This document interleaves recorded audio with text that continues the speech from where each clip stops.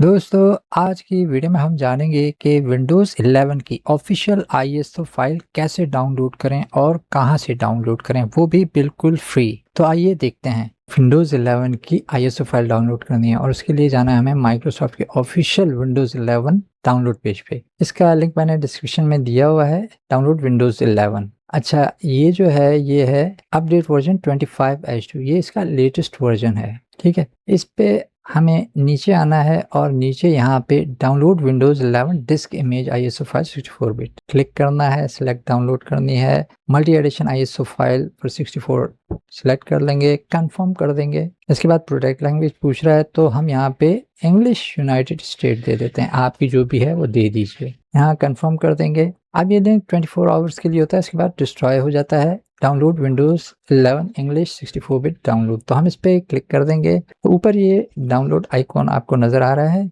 इस पे जब हम क्लिक करेंगे तो ये देखें विन 11 25H2 इंग्लिश 64 बिट, और ये है 7.9 GB की। काफ़ी बड़ी फाइल है तो इसमें काफ़ी टाइम लगेगा। ये आपके इंटरनेट कनेक्शन पर डिपेंड करता है कि उसकी स्पीड क्या है। अगर स्पीड ज़्यादा है तो आधे घंटे में भी कर देगा। तो मैं इसको यहाँ से कैंसिल कर दूंगा क्योंकि मेरे पास ये मौजूद है। आपने इसी तरीके से इसको डाउनलोड करना है। ठीक है दोस्तों, यार मज़ीद अगर आपको आईएसओ फाइल से बूटेबल यूएसबी बनानी है और विंडोज़ 11 इंस्टॉल करनी है तो मेरी ये स्टेप बाय स्टेप वीडियो ज़रूर देखें। उम्मीद करता हूँ ये छोटी सी वीडियो आपको पसंद आई होगी। पसंद आई हो तो वीडियो को लाइक कर दें, दोस्तों के साथ शेयर कर दें, चैनल पर नया है तो सब्सक्राइब कर दें, बेल नोटिफिकेशन भी ज़रूर प्रेस करें, दोस्तों के साथ ज़रूर शेयर करें।